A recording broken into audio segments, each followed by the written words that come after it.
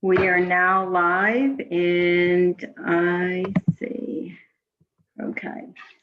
So I'm going to open up the meeting to the Licensing Commission's remote meeting Tuesday, April 6th, 2021 at 11:30 a.m. So in accordance with the open meeting law, this meeting is being recorded by video and audio in accordance with state open meeting law, consistent with governor's orders suspending certain provisions of the open meeting law and banning the gatherings of more than 10 people. This meeting will be conducted by remote participation. The public may not physically attend this meeting, but every effort will be made to allow the public to view and listen to the meeting in real time. Persons who wish to do so are invited to view the meeting, and you have the information that was on the posting. If you're calling in on a phone, you can press *9 to request to speak. If you're watching on a computer or a device, there is a raised hand button that you can tap or press to request to speak. Please use either of these options to be recognized to speak. So I'm going to announce the Licensing Commission members is Police Chief Ed Conley, Fire Chief Eric Smith, and myself, Joanne Sino, City Clerk. Okay, so the first item on the agenda is the approval of the March 17, 2021 meeting minutes. Motion to approve. There we go. Seconded. Okay, so roll call vote. Chief Conley, Yes. Chief Smith, Yes. and myself, City Clerk, yes. The March 17, 2021 meeting minutes are approved on a roll call vote of 3 in favor, 0 opposed.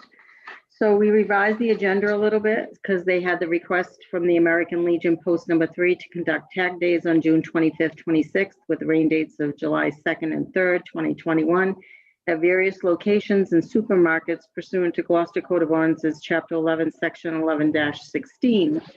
So I see Mark Nestor is here. I'm going to move him over. Mark? Good morning. Good morning, Mark.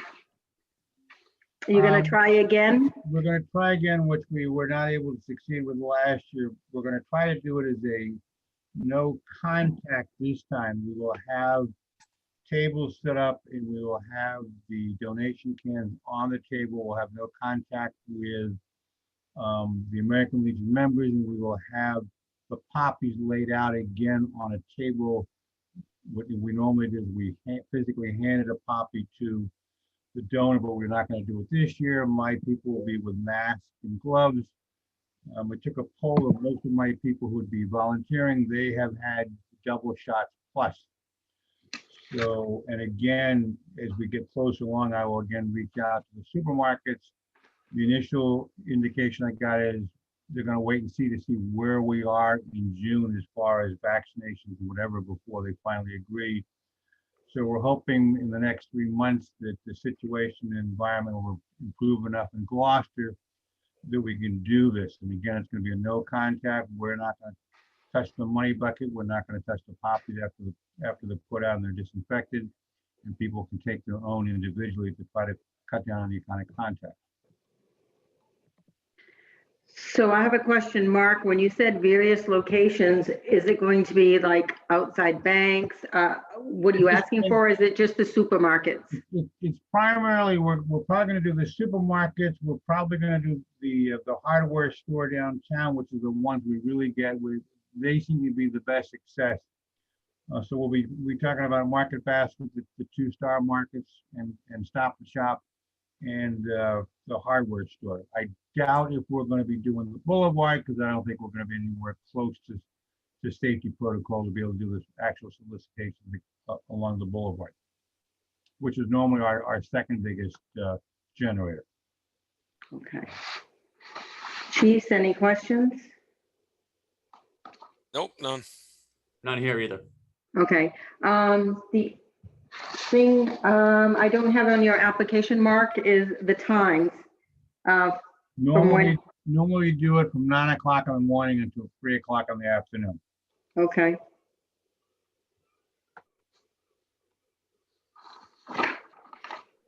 Okay. Any other questions? If there's no questions from the commission, like someone would like to make a motion to approve? I'll make a motion to approve the American Legion Post number 3 to conduct tag days on June 25th to the 26th of this year, with rain dates of July 2nd to and July 3rd of this year at various locations and supermarkets pursuant to the Gloucester Code of Ordinances, Chapter 11, Section 11-16. Okay. Can I add an amendment to follow the CDC guidelines, COVID-19 guidelines? Fine. Okay. All right. Do I have a I second? motion that we accept Okay. those provisions. Chief, are you going to second? I think he's muted. Muted, Eric. Oh, the space bar thing's not working. I have to call IT. Yeah, second on both the original and the amended version.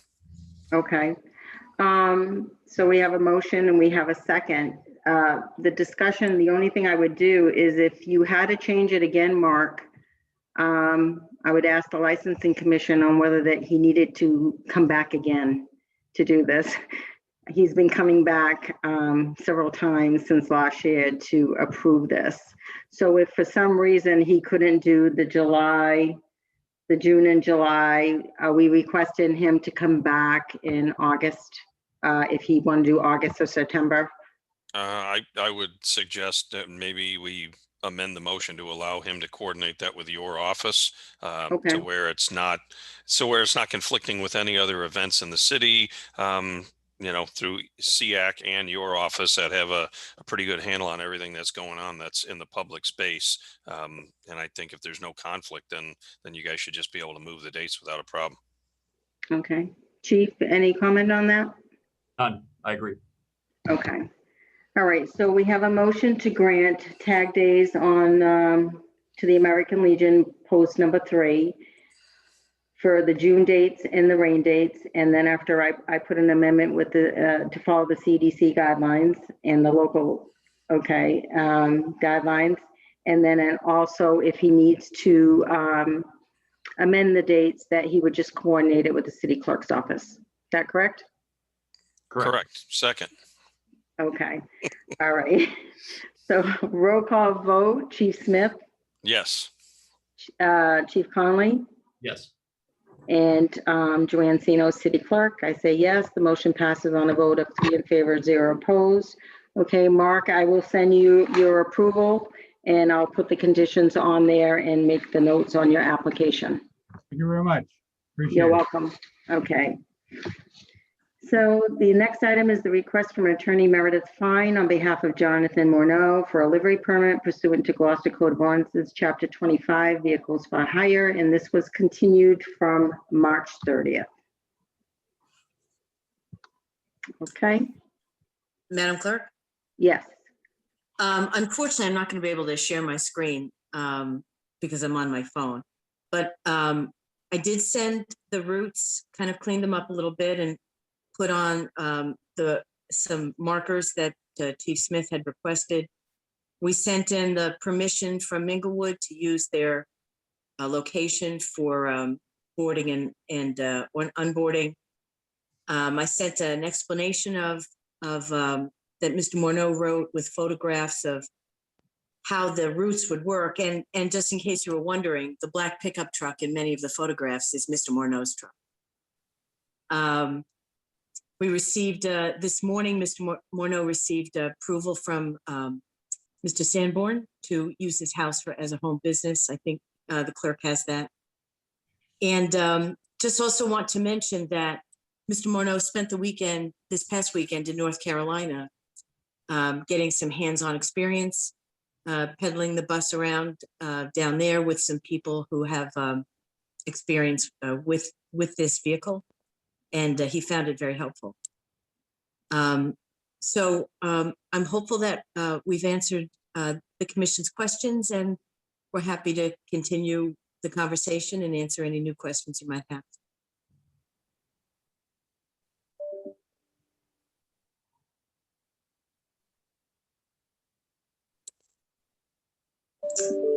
Joanne, you're muted.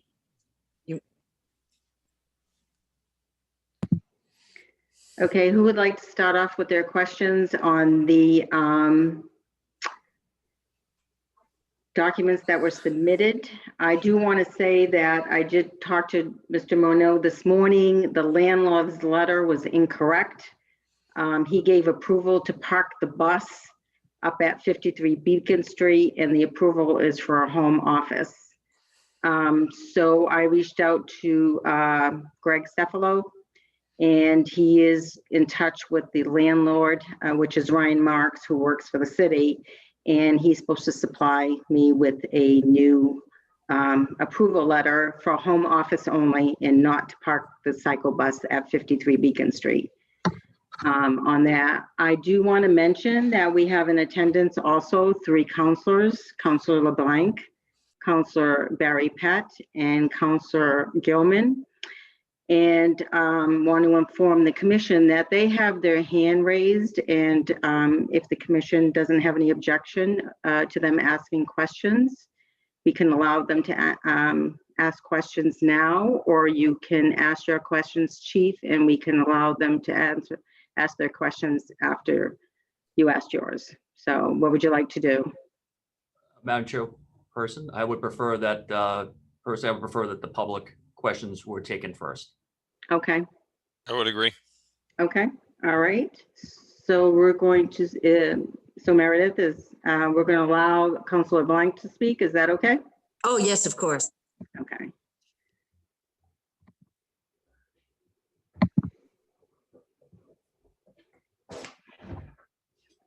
Okay.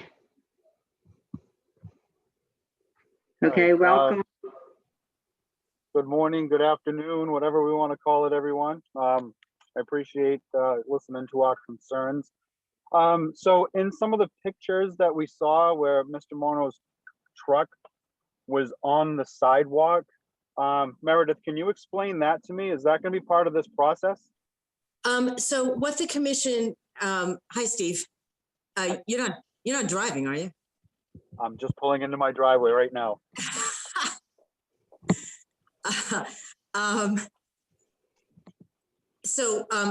The commission had expressed some concerns about being able to pull over for emergency vehicles. Mr.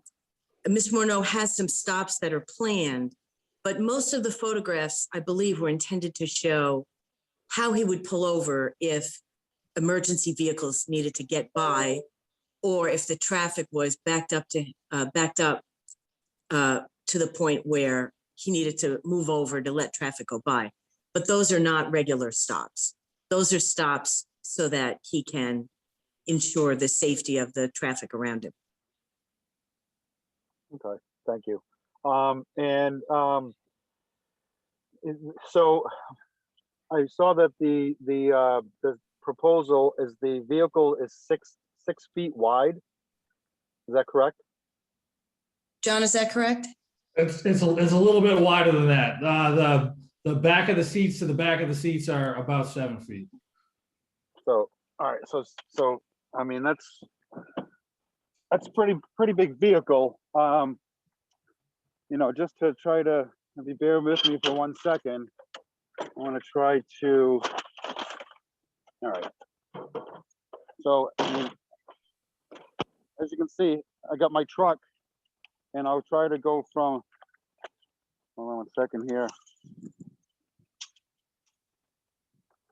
So if I measure my truck from bumper to bumper, I am just a tick under 6 feet. And I mean, as you can see, I mean, I've got a pretty substantial work vehicle here. You know, I'm concerned at the size of this thing driving down in a bike lane. You know, the bike lanes are designed for bicycles, you know, not a 7-foot vehicle.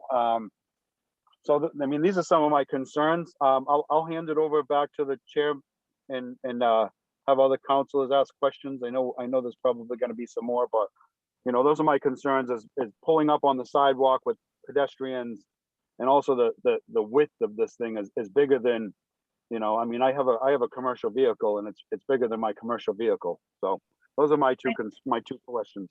I just want to say, Counselor, that the vehicle is an approved vehicle by, it's going to be licensed. It's going to be,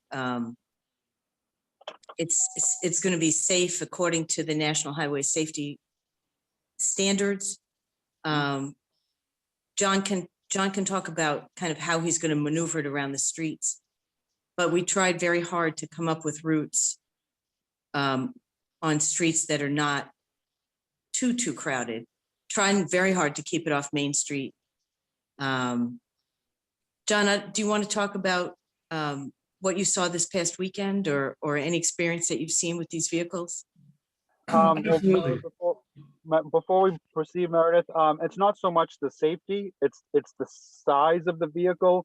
You know, as we all know, our streets are made of horse and buggy roads. I mean, we're not Las Vegas, we're not Arizona, we're not, you know, South Carolina or Myrtle Beach, where they have the grids where they've, you know, made the lanes what they are. My concern is the size of this vehicle, and with the traffic concerns we've already have in front of us with the summertime, is this vehicle traveling down. I'm sure it's safe. I'm sure it's going to be up to snuff on everything. It's just the scope and the size of this thing maneuvering our horse and buggy roads, basically. Well, I understand your point. I think that's one of the reasons why he has designed spaces where he can pull over if he needs to. Okay. John, do you want to address that at all? Absolutely. So I just spent the past weekend in Raleigh, North Carolina with an operator called Trolley Pub. The gentleman's been in business for 10 years. He operates seven of these on the roads. I spent almost 2 full days with him, training, shadowing his drivers, his offload, onload procedures. The wide mark on that vehicle is fairly high off the ground. So the back of the seats are higher than like the rear view mirrors of your average size passenger car. The wheelbase is spread pretty far apart. They use a lot of components from small Chevy pickup trucks. It's got a real tight turning radius. We actually had fire trucks pass us a number of times, and they had no issues pulling us up off to the side of the road and out of the way. They've got very modern electric motors with varying degrees of acceleration that can be modified, so they can absolutely move when they need to. I wasn't afraid of getting in a traffic accident or anything like that throughout the whole weekend. It was good to see an experienced operator run their tours. If I thought that we were going to have an issue with traffic, or I wouldn't be making the investment if I thought we'd run into any serious problems here. Thank you. Joanne, I'm done for questions at this point.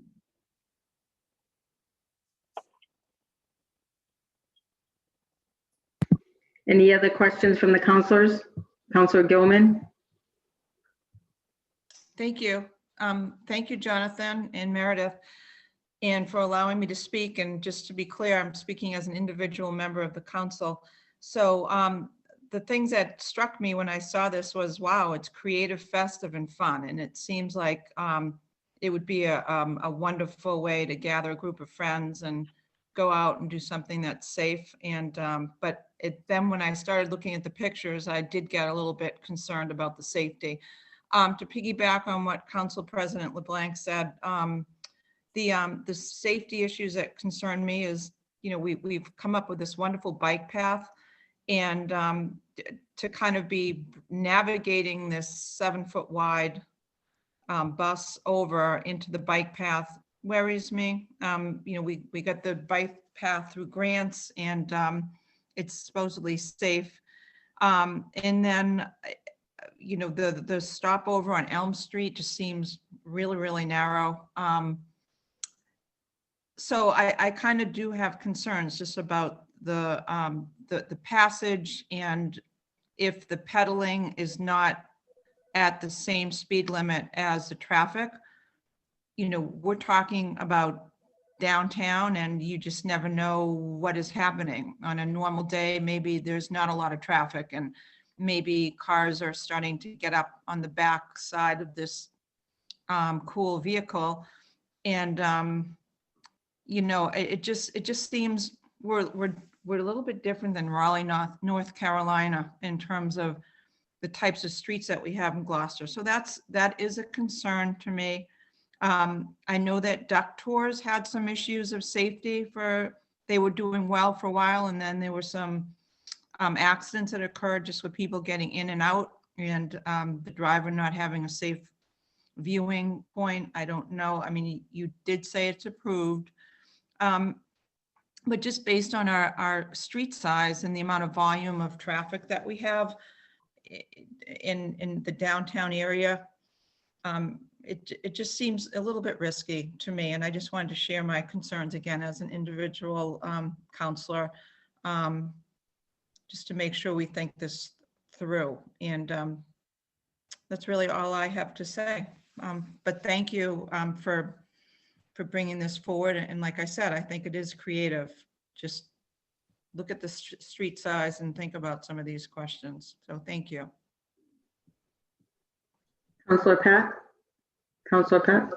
Yes, thank you, Madam Chairperson, and to the chiefs, and thank you, Meredith and Jonathan, for allowing me to add some questions and commentary here. I'm very supportive of business that is a plus for the community, and then I congratulate you on trying to bring some more things for maybe either locals or tourists to do here in the community. But I've got a number of questions that mostly revolve around safety. Hearing that the vehicle is just over 7 feet wide, saying that it's going to be in the traveling in the bike lane where that you know is present is, you know, it's not going to fit in the bike lane between things. And if it was driving up and someone opened a door and he was near that would be right where the people, the riders' rear ends are, or the wheels of the vehicle. And I have a question that a vehicle of this size, you talked about it fitting to the national highway standards, et cetera. Is this vehicle registered? Is it a vehicle that's registered in the Commonwealth of Massachusetts? And do you have approval from, has it been registered in the Commonwealth of Massachusetts? Does it meet Massachusetts standards? Do we know that? And I have a serious issue with on some of the routes where we're talking, say, on Elm Street or Chestnut Street, or even on Middle Street, where fire apparatus, and you talk about them being able to move over. Well, you know, registered vehicles, we're not allowed when we have to pull out of the way. You're not supposed to, in order to get out of the way, you're not supposed to, you know, pull up on top of a sidewalk.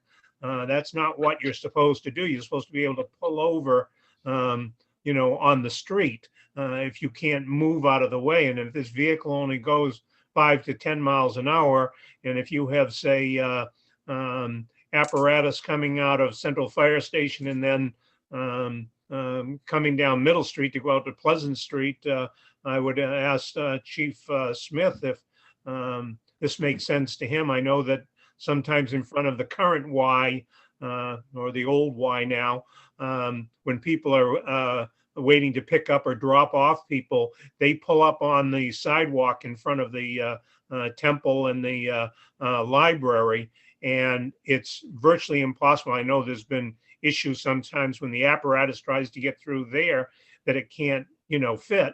And that's with a vehicle that's, you know, a car that might be 5.5 feet wide or something like that. And you're talking about a vehicle that's over 7. I assume that apparatus would not come through. I would ask Chief Smith. And then the last question I have does talk about on Rogers Street itself and the normal traffic, and including a lot of truck traffic. And I would just have a problem with a vehicle. Again, it's wider than the bike lane, and having that I don't know how it would be able to pull over safely with tractor trailers and other traffic going by. And I just have my questions are all about safety. I want to thank you for bringing this forward, but I would more ask Chief Cog of some of the questions that I'm bringing up. I'm not sure that the answers that Jonathan might have answers me. It's I think Chief Connolly and Chief Smith really need to address these questions. Thank you. Madam Clerk, may I just address a couple of Councilor Pett's points? Yes. It will be registered with the state of Massachusetts. He hasn't registered it yet because he wasn't gonna, it's pending the outcome of this proceeding. So, but it will be registered. It will have a plate in Massachusetts. I mean, we can keep working on the routes if that's the commission's main concern. But he's allowed, the vehicle is allowed on the roads. It's a legal, slow-moving vehicle. It does have a motor, and as we've been saying, he has been identifying locations where he can pull over, for example, to let trucks go by or to let emergency vehicles go by. If the commission has concerns about the routes themselves, we can obviously keep talking about that. Okay, I have one other attendee who has their name up, and it's Jamie. I don't know if it's a counselor or someone, so I'm going to allow them to talk. Okay, so Jamie, can you state your name, please? And your question to the commission?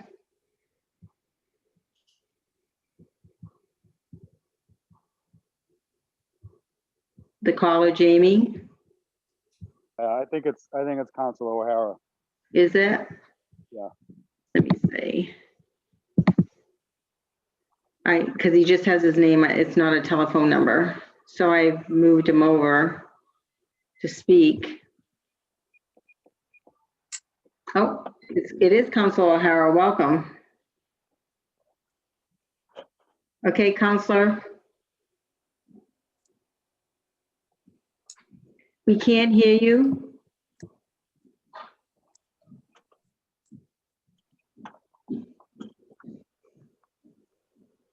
We still can't hear your questions.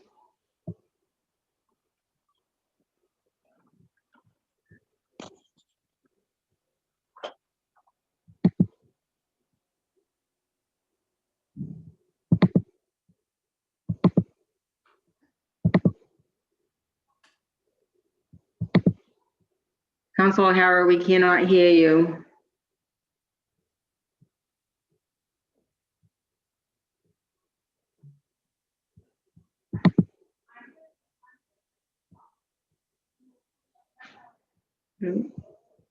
Okay, Oh, there he is.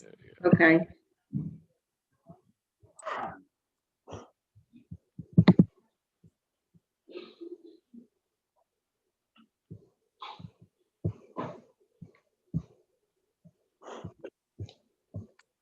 Councilor O'Hara, can you try again?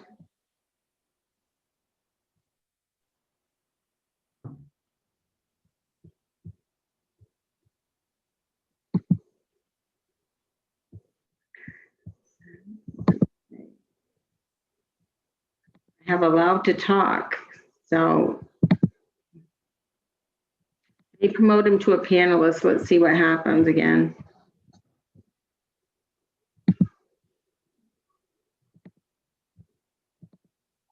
Can you hear me?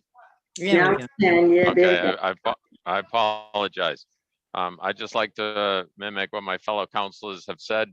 I respect the entrepreneurship of the applicator, but this certainly isn't Raleigh, North Carolina. The frustration, I've spoken to Chief Conley pertaining to the new vehicles or methods of transportation that are out on the road today. The little scooters, I can't even tell you the names of some of these configurations I see people moving around on. And they're creating tremendous frustration for me as one person.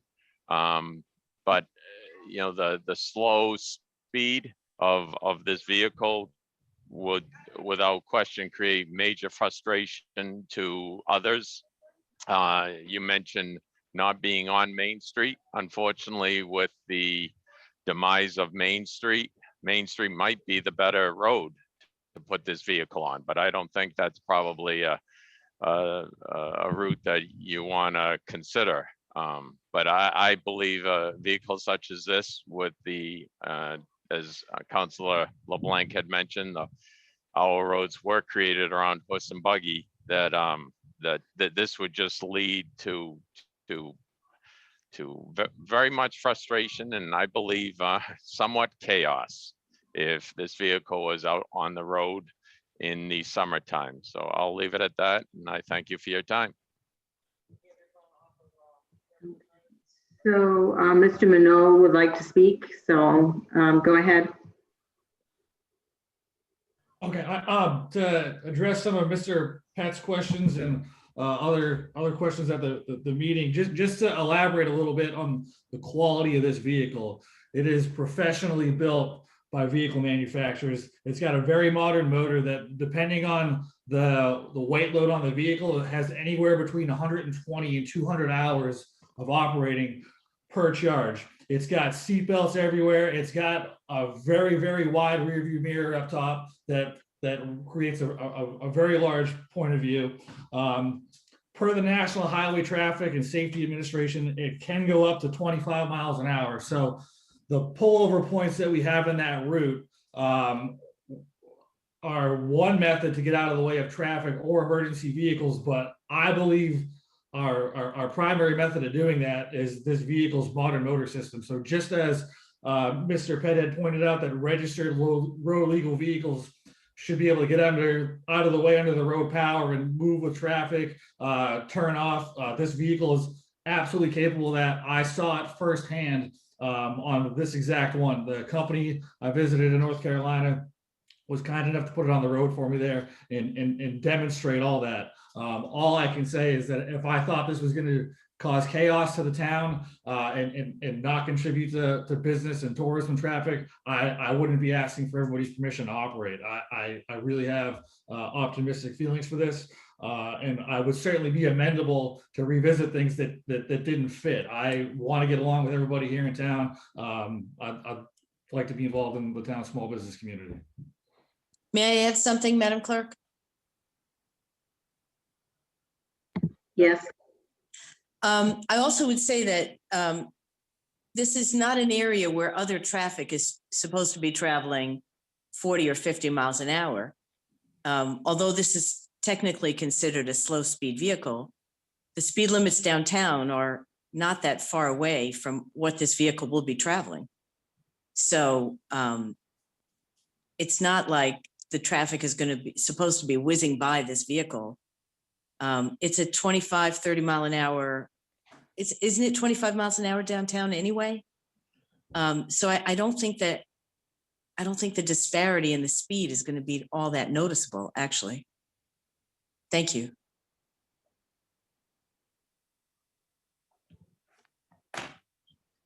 Chiefs, I don't see any other attendees. I promoted them as panelists because they're all counselors. So I didn't know if the chiefs wanted to start asking their questions. Joanne, can I have one more question before we hand it over to the committee? Sure. So I know they were talking about the routes and stuff like that, you know, and I'm all for small businesses. I think it's a great idea. I think the people down in North Carolina are a little bit more patient than the people in Gloucester, to be honest with you. But first of all, and I don't think it's so much the routes. I think the routes are fine. I think it's the scope and the size of this vehicle that's going to be traveling down, and the people that are going to be trying to, like I said earlier, we have horse and buggy roads where people already cross over the center line to pass other vehicles to do, whether they're double parked or whatnot. So I mean, for me, if I were voting for this evening or this morning, I would not be supporting this for those reasons. I think it's a public safety hazard. I think it's a great idea, but not just for our city. You know, even Danvers is a little bit bigger than our city, the town of Danvers, and they may be set up for a little bit different, but Gloucester personally is very narrow, and you can ask Chief Smith, just navigating that size of a, you know, a fire truck or a ambulance, as difficult as it is with cars double parked, or even just down a regular normal road where cars are just parked regularly, we're trying to navigate down. I just think it's a huge safety issue, and if this does get approved, it's going to end up coming back to the council, where we're going to have oral communications constantly every week about the traffic concerns that we already have before us, and this will just compound what we have before us at the council level. So it's not that I do support the business. I do support the idea. I just don't think that this is a good fit for Gloucester. The size and the scope of this vehicle is just not a good fit in my eyes. That's me personally, but that's just my 2 cents. So I wanted to interject. It's not so much the routes, it's just the size and the scope of things. Councillor Pat? Yes, one more thing, and I'm not sure that, again, as Councilor LeBlanc said, the size of the vehicle and the traffic issues that I've talked about are my main concern. But I noticed in the application, they talked about things like, you know, the Moby Duck and things, the Boston, you know, the tours, et cetera, and that they allow, this was allowed drinking, you know, alcohol beverages for people to bring along. And I know that's allowed on things like type of a thing, but I find this is a very open vehicle. And even if there's some sort of sides to be put on it, I question that people that are sitting on those seats on a public street in a vehicle, I'm not sure how this would be allowed. And again, this would be a question that I think would be, as most of my questions are more addressed, you know, towards Chief Connolly and Chief Smith to weigh in. And just a question on my part. It's not as big an issue as the traffic and safety issues, but I just had a question that it seems like that would be another added issue if there was alcohol allowed for the passengers on this trip. Thank you. Councillor Gilman? Thank you. So I've got a kind of a follow-up question on the drinking. So it says that you're allowed 2 beers or 2 glasses of wine. So if you were to bring a bottle of wine and you were to have your 2 glasses, and in that bottle is 2 more glasses, would you just be able to put a cork on it and walk away with the bottle of half bottle, or would you have to dispose of the whole bottle before you started walking around to go to your parking spot? So I guess that's a question through the chair to Meredith or Jonathan. He is not going to allow any glass containers on the vehicle. And so Jonathan can talk about how the alcohol service would particularly work, but people are not going to be able to bring bottles of wine on the vehicle. Okay, I wasn't clear on that when I read the package, so that would be helpful for clarification. Yeah, it is one of the rules. Okay, and then my second question is, you had mentioned a different route. The only route that I could possibly think of that I would feel is a possibility, and I'd love to hear what our 2 chiefs say, would be just leaving Minglewood and going right to the boulevard and then swinging through Stage 4 Park and then back. And the problem with that, of course, is when the bridge is up, it's going to be basically sitting, you know, emoting fumes in front of someone's house for a while. But that path just seems a lot more structured, and you know, I'd just be interested to hear particularly what Council Pett and LeBlanc think about that, because they know that area really well. But it just seems like that might have the most possibility if we were to continue entertaining this in this traffic permitting meeting. So those are my two questions. One about the booze, one about an alternative possibility. Thank you for letting me ask these.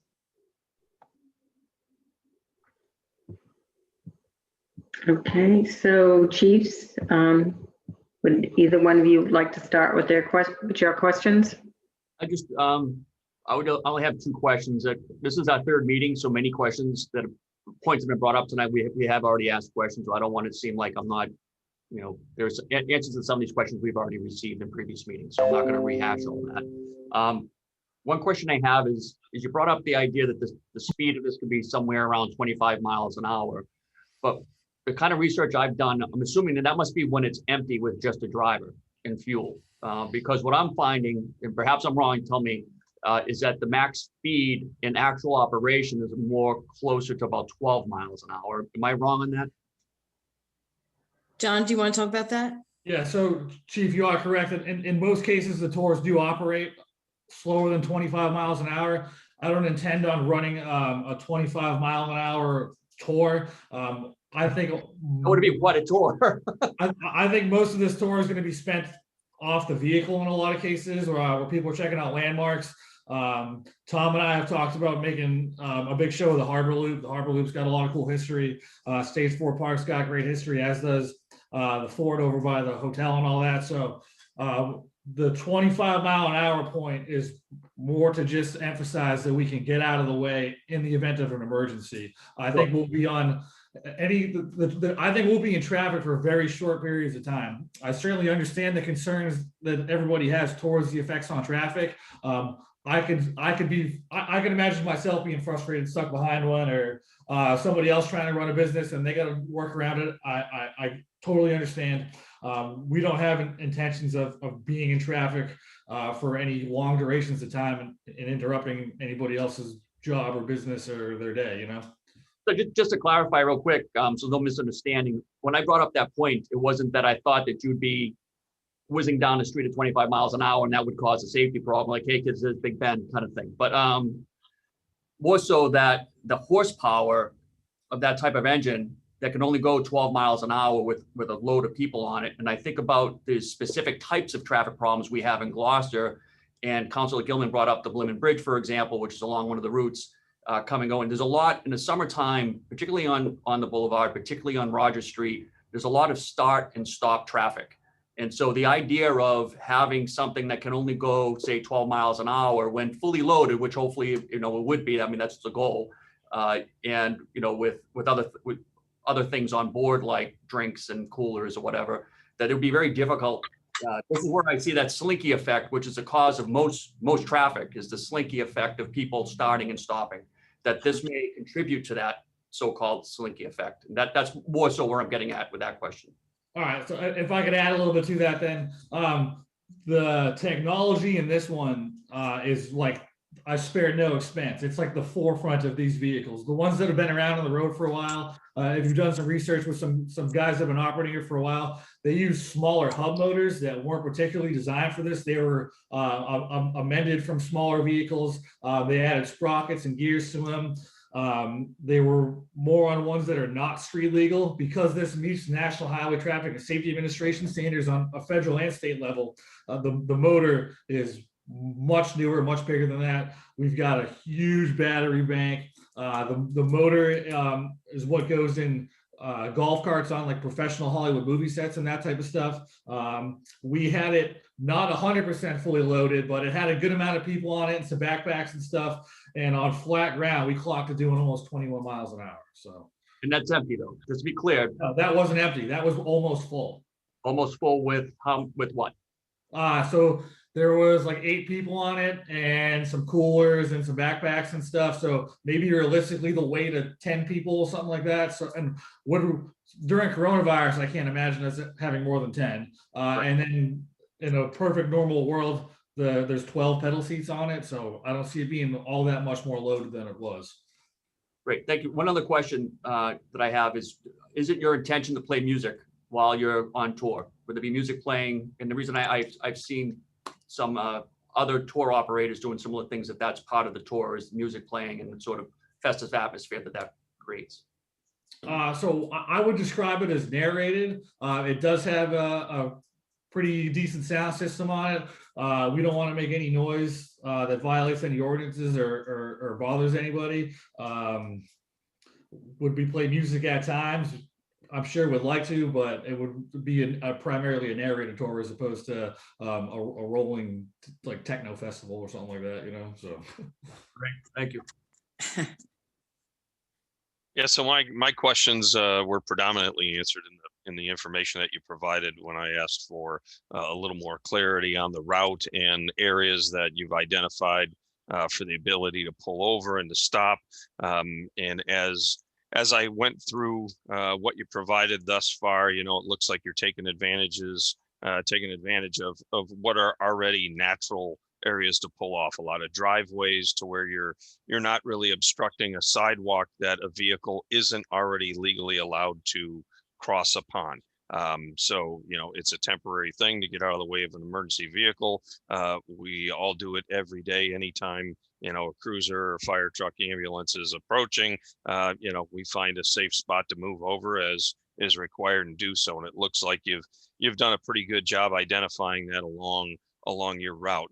Elm Street is narrow, but it is predominantly one way once you get down to the narrowest portion. And unfortunately, it is uphill, which is another disadvantage, obviously, with a pedal/electric powered vehicle and the, you know, quote unquote horsepower to get moving and get out of the way and get to an area where there is room to let an emergency vehicle through. But looking at the vehicle, it looks like it's got pretty good, you know, visibility all the way around. You know, my issue, kind of like the chief brought up, is music and loud distraction. Because if your driver's not paying attention, they don't hear us coming. So those are the things that, as long as they're, you know, really paying attention and looking out for that, like most of us when we're driving, you hear us coming from a ways off, especially in the downtown area. The sound bounces everywhere.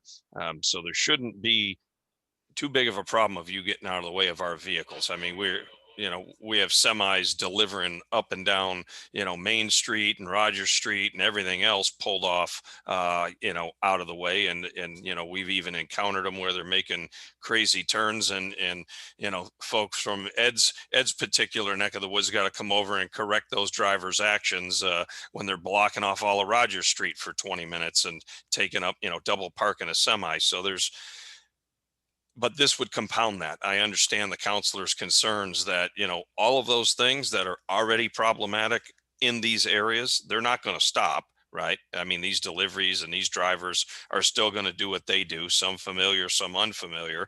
And now we compound those potential traffic issues with a slow speed vehicle. So it would seem pertinent to me that your training seriously focuses on traffic and the imposition that this kind of vehicle could pose on not only emergency vehicles getting by you, but the everyday flow of traffic, and to not be that impediment that becomes a subject of many council comments and eats up the council's time because of your business operation. And we don't, you know, as much as everybody's talked about, yeah, we all love small business. Yeah, it's great so long as we don't pay the price for your operation, because we're spending lots of time on emails and meetings and comment because of something we didn't predict, foresee, or discuss and iron out in advance. So, you know,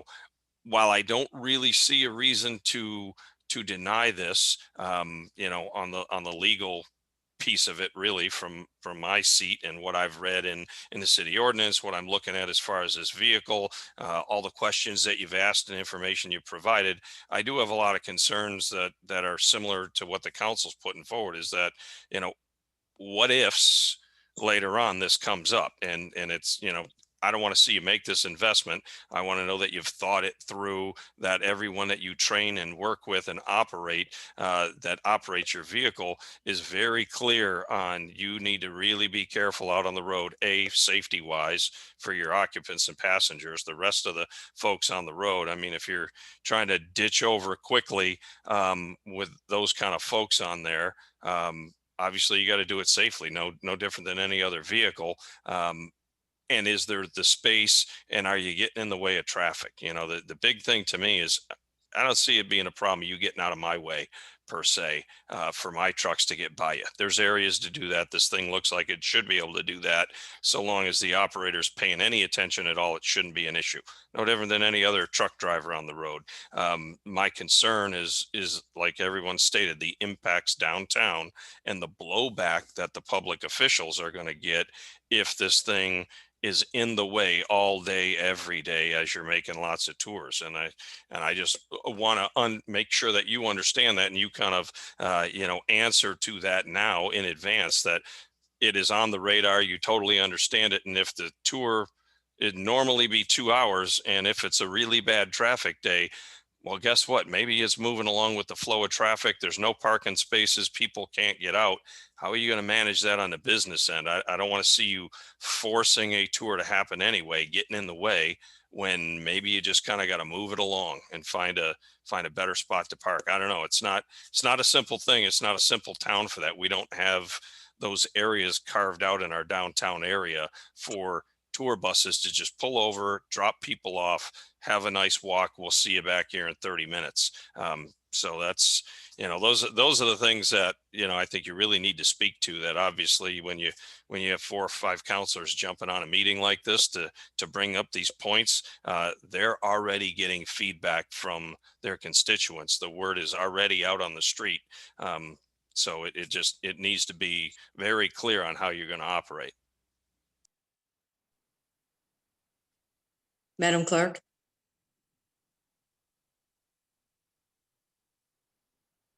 Madam Clerk? Oops. Sorry. Jonathan had his hand up first, so did you want him to comment first, or do you want to speak? I'd like to comment first, if I may, if my client doesn't mind. By all means. I just want to respond to say that the only way to really allay these concerns is to actually see it in operation.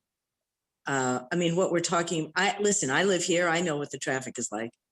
And I appreciate that the counselors I appreciate their concerns very much. And I know that Mr. Morneau does as well. But the only way to show you that it works is to show you that it works. And Mr. Morneau, as far as I know, is going to be the only driver, I believe, for this season. He can correct me if I'm wrong. But that's the only way that we can put your concerns at rest, is to actually show you. Go ahead, John. I've got Thomas Durrell here with me from Yankee Fleet. He's my operating partner on this. I raised the hand for him to make a comment, and then I'd also like to follow up after he says what he has to say. Yeah, I just want to make a few points. One about the bicycle lane. Our intent is not to use the bicycle lane. I can certainly appreciate all the small mini bikes, or whatever you want to call them, the scooters, using that particular lane, including bicycles, which it was intended for. But our intent is not to use the bicycle lane. The whole route is designed to not spend as much time on a heavily trafficked roads such as Rogers Street. So we'd come out of Minglewood. We only have a short duration, about maybe 100 yards. We can even pull into the Gloucester House, and then come out of the Gloucester House, go by the building center. And that short duration on Rogers Street, we tuck into Harbor Loop. We just come out of Harbor Loop. Again, it's just a short duration on Rogers Street. And so the whole idea of this is to avoid, as the chief said, the slinky effect. And we're well aware of all that. We did it several test runs back and forth. Him and I, we discussed it all. I've been in Gloucester since 1991. And again, I'm familiar with all the traffic situations and what goes on Main Street and all around. So I just wanted to add that. And then to address the chief's concerns about being amendable to changing conditions. Tom and I are both boat operators. We are always making decisions based on weather, the safe conditions for our customers. That mentality is going to apply to this just the same. We've had an ongoing conversation about a bit of a soft opening, and we're talking about shortening the tours to get started where we have an hour on the street and an hour off the street to give us plenty of time to buffer any traffic mitigation. So if we got a real busy afternoon and we got a safe place to park, then we're going to give ourselves plenty of time to hang out there and wait to move on to the next batch of customers. We're going to advertise all that stuff. We're not going to be selling false amazing tours here. We're going to start small. We're going to start safe, and then all we can offer to do is be amendable as hopefully no concerns arise. But if something doesn't fit, then we'll make adjustments. Okay, I have a question. I know you told me your hours of operation are from 11 a.m. to 8 p.m. So that's like a 9-hour day for you. And is it going to be 7 days a week? Obviously, I'd like it to be as economically beneficial as that's the goal of any business owner. But to start, I don't see it being quite that busy. I imagine you mostly doing Fridays and the weekends to get going. Obviously, if people call and want to book some stuff, I'd love to be able to accommodate them on more weekday options. But I don't see it possible for us to have this on the street 7 days a week right out the gate. So I think we're going to definitely grow into it as things are going. Okay. So the other question I have is, you said it's going to be insured. What is the coverage of your insurance, if I may ask? Only because the DPU requires that a 10 vehicle carrier carries $1.5 million in insurance.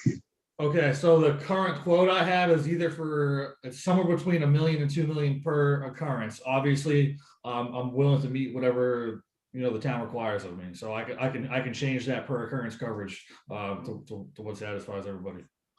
Okay, and also I did read on low speed vehicles that it's supposed to have a safety inspection each year. And so is that just you go into is it a special place where they have the large vehicles, or is it just where you go into any safety inspection vehicle and they would do it like a regular car? Yeah, so this isn't an oversized vehicle.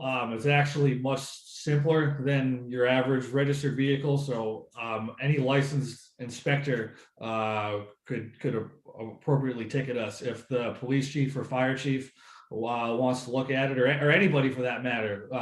We'll have an open door policy on that for sure. So okay. So my other question is, and it is public safety and also with the alcohol. So you just described that you're going to do a short distance and then unload and then do another short distance and unload. So if you're allowing 2 drinks per tour for each person, is when they get off and get on, they have to make sure if they're leaving that open container in the vehicle, or are they going to take that with them with their backpack? Because that, of course, people take their purses or their backpack as they're unloading. So how is that going to work? Because you're going off, you're unloading, looking around Fitzhugh Lane House, you're coming back, and you didn't finish your beer. I didn't finish my wine. So are they going to be open cups? They're going to have, a lid on them? So the cups that we're going to provide are good. Well, first off, before I describe the cups, there's going to be absolutely no open containers that leave the vehicle whatsoever under any circumstances. So if you don't finish it when the tour's over, it's going in the trash. If you're leaving the bike to go, or the vehicle to go check out a landmark or a point of interest, it's not leaving the vehicle under any circumstances. I myself am now tip certified, as Meredith pointed out in the last meeting. Anybody else that grows into being a driver for this is also going to be tip certified. I'm going to enforce that very seriously. No one's leaving with an open vehicle, and the cups that we're going to provide are going to be just, they may have our logo on them, but they're not going to have any type of alcohol label on them at all. And they'll just be like your basic lidded soft drink cup. Okay.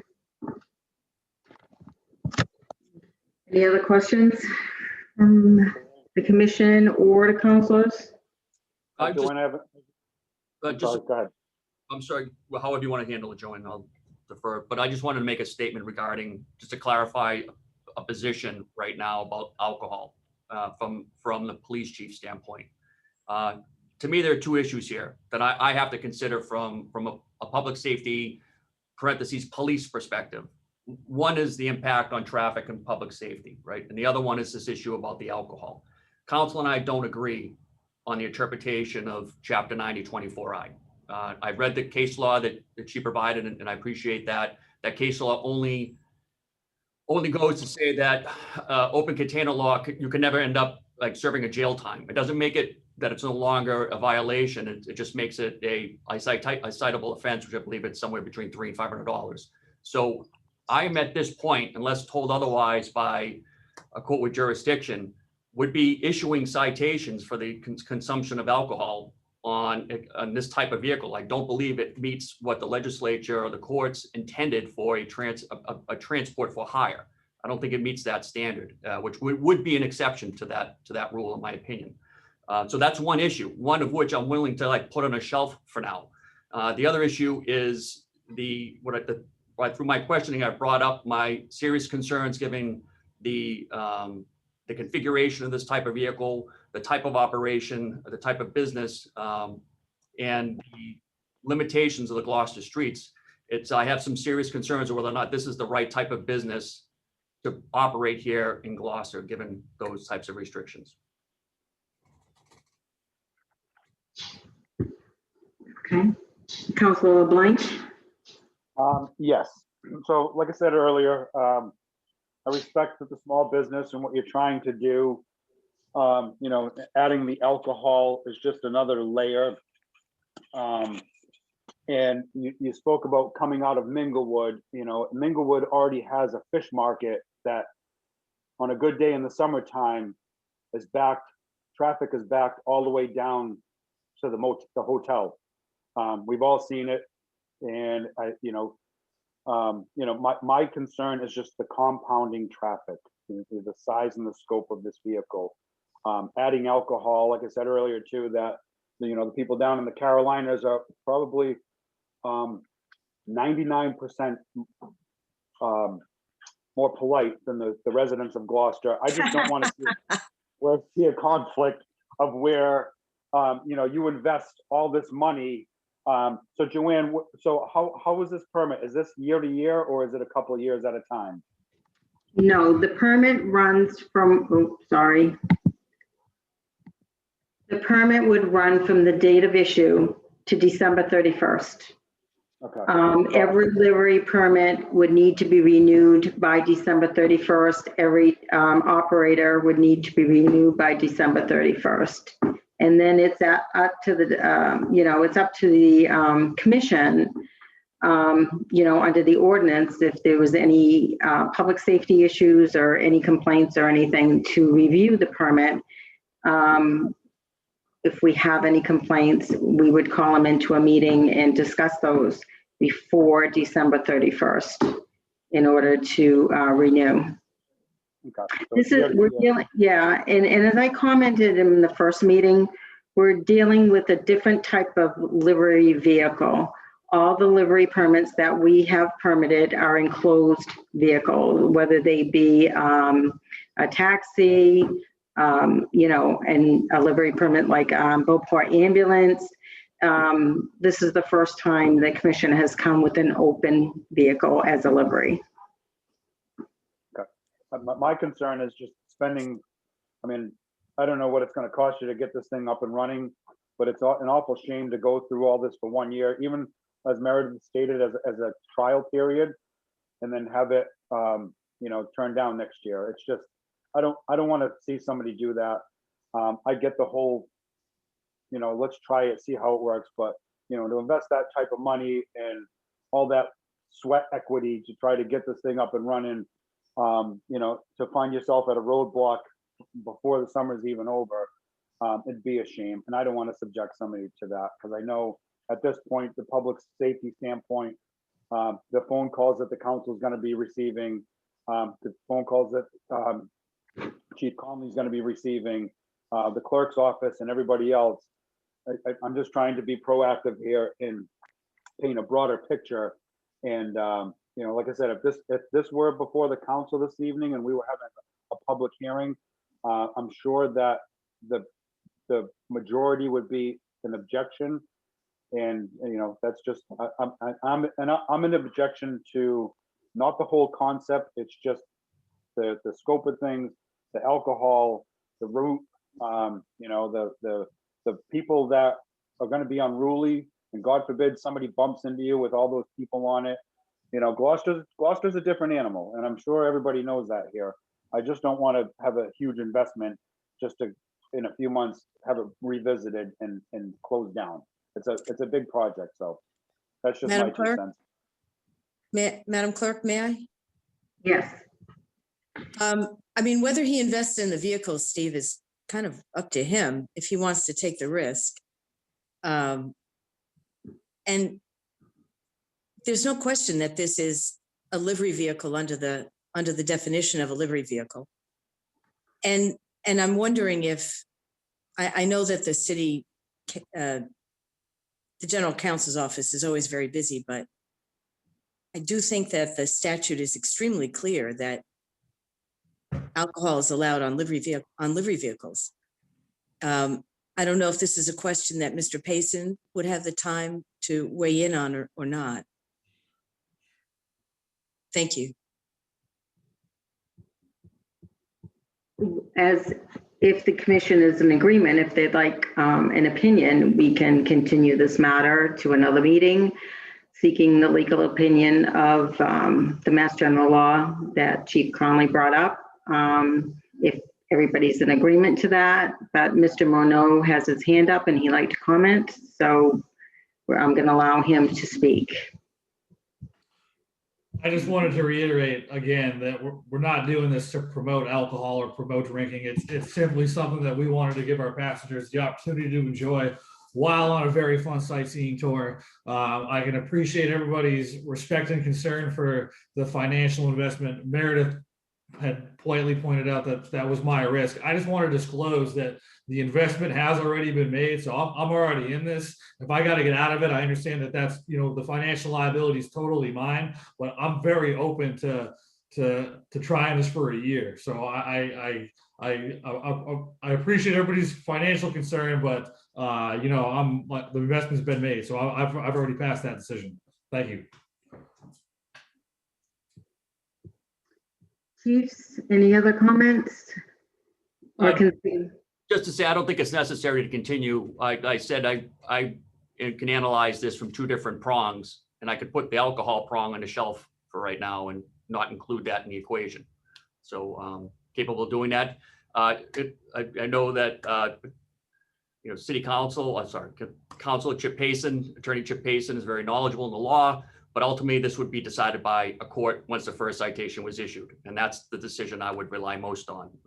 And sure, everybody can Westlaw or Google 24I, Chapter 90, 24I, and see that it doesn't use the term livery. But again, it's a moot point because I'm putting that on a shelf. I'm not even considering that right now. It's a draw on police resources and public safety that I think is paramount in my mind. Chief Smith? I'm all set, thanks.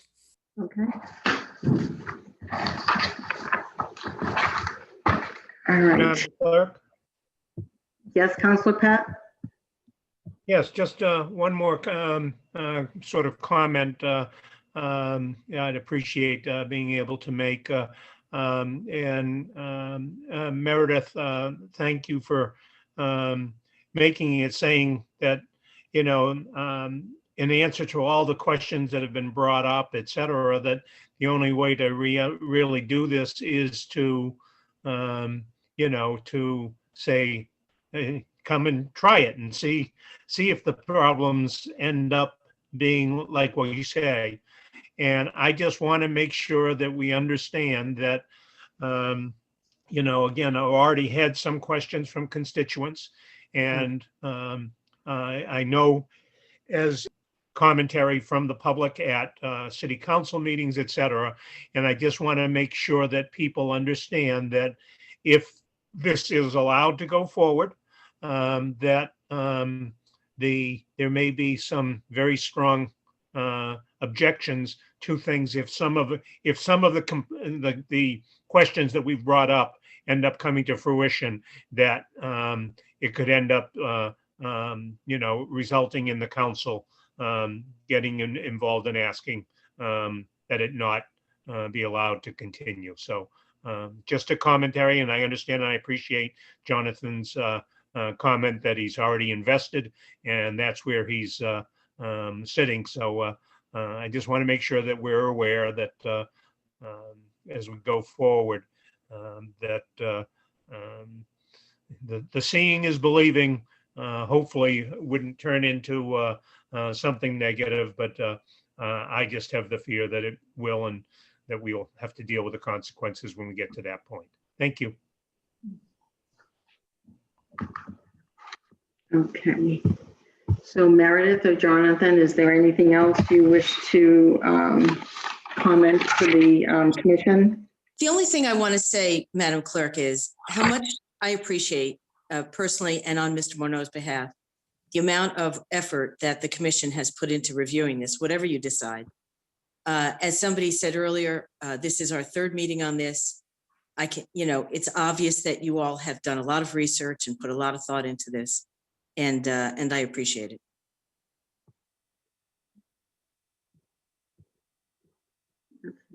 Chief Smith or Chief Conley, any other comments or questions? You muted. None. I don't have any, thank you. Okay, so I will entertain a motion. Someone like to make a motion? So in order for us to put a motion forward, Madam Clerk, has the documentation that you received so far been complete? I mean, what all is required for this to go forward and elicit a vote? So, I mean, I know the vehicle has not been registered. Is it required to be a registered vehicle in advance of a vote, or are we conditioning this predicated on that it is licensed by the RMV and passes state inspection? Okay, so like I said, this type of livery is a little different than what we've been dealing with. Okay, usually what happens when someone comes before a livery license, it's already a registered vehicle. So it is different. Okay, we can put whatever conditions we want on this if we choose to approve it. What happens is that once we approve it and the vehicle is here and it's registered, Mr. Morneau has to give us the insurance policy. He has to sign off on a workman's comp, and he also has to give us the registration. And once we have that documentation, we issue him the livery permit to that vehicle. Okay, so like I said, it's a little different than what we've had before. But even if they wanted to get like the commercial plates or livery plates that some people have applied for a livery license, what they do is once they get, for example, we've already previously approved someone, hasn't come back with the registration, so his license is not in effect until we give him that livery permit and his operator's license. So it would not go into effect until the vehicle is registered, and then we issue them the livery permit and the operator's permit. Okay, So the only thing that you follow requires all this documentation to be provided, legitimate, and complete before you'll issue it. If we were to make this motion and it passes, then it's all contingent on your receipt of all that regardless, which is kind of what I assume, but I just wanted to make sure that that's in there, so I'm not making a motion that's a mile long with a bunch of contingencies. And also the only thing, like I stated in the beginning of the meeting, is I'm waiting for the landlord letter to be corrected. because he gave permission to park the vehicle on Beacon Street, which is not allowed. It's just to operate as home office, but the building inspector already approved a home office at 53 Beacon Street. Yep, I have that, as well as the storage of the vehicle was approved down, I believe. Was that off, 11 Harbor Loop. yeah, 11 Harbor Loop by the building inspector as well. Okay. All right, well, I guess that it's in my lap. I would make a motion to approve the request from Attorney Meredith Fine on behalf of Jonathan Monroe for a livery permit pursuant to Gloucester Code of Ordinance, Chapter 25, Vehicles for Hire, and all the associated requirements in order for that to go through. I second to bring the motion forward. Okay. So any discussion on the motion? I just want to comment, are there any conditions we're going to place on this permit? I would say the conditions that you set forth, I don't know if we need to say that in terms of here at the meeting on the record, or is that part of the condition in the application? No, that is part of the whole ordinance, okay, where they have to, this paperwork is required, the insurance, registering the vehicle, and all the required paperwork. I do not issue the license unless everything is required. So, it's all spelt out in the ordinance. So I don't think we have to condition that. I didn't know if there was any other conditions that you wanted to put on it. That's all I'm asking. Yeah, I think that, and I'm taking a quick look at Chapter 25. I mean, suspension or revocation in a hearing, that we have the power to suspend or revoke any permit granted under these provisions when it's determined that any provisions of the article have been violated, and other issues that may come forward. So I would say that, we would invoke Section 25-42 if there was significant issues within the public that were brought forward regarding this operation. And hold a hearing to discuss that and look into, what corrective action was required. Is it the operation of a driver? Is it the route that the vehicle's taking? The stops that it's making? The occupants and how they're behaving and or being managed or not managed. And I would say that we have that authority already under the ordinance to do that. Okay. I just want to be clear on this. So, okay, so we have a motion on the floor and we have a second. If there's no further discussion, I'm going to call for the roll call vote. Chief Conley, No. Chief Smith, Yes. and I am going to vote no, based on public safety concerns that I have. So the motion to approve the livery permit to Jonathan Monroe fails on a vote of 2 in favor, 1 in favor and 2 opposed.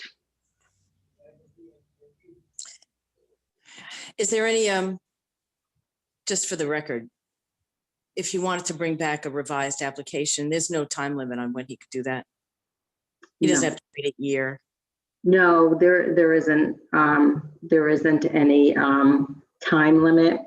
So like I said, the livery permits we take up on an on-need basis, and the permits just expire every December 31st per the ordinance. Okay, thank you very much. You're welcome.